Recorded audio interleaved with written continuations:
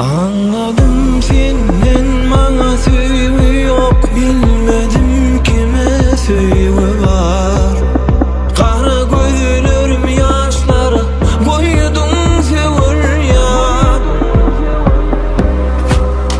Tapamok yüreğime takat, tapamok yüreğim dar dar yan yan.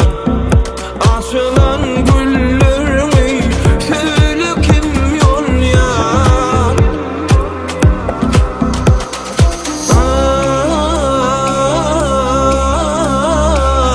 Gözümün yaşı yönetin gelmeydi donunup yüreğim namusunu adal ya. Yüreğime sandın bitmeyen yaralar, yaralar bir vefa. Durma git bana gereğin yok, görürsem yine kalbim yan yan. Yüreğime sandın bitmeyen yaralar, yaralar bir vefa.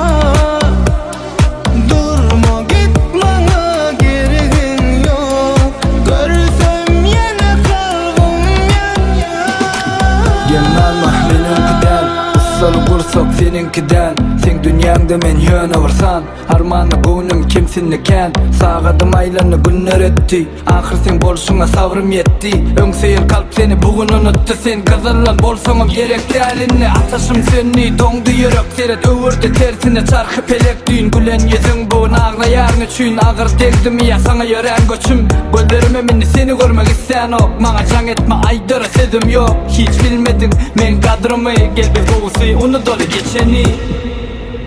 Bana kıyın bugün, şeyle kıyın bugün, sana söylüyorum.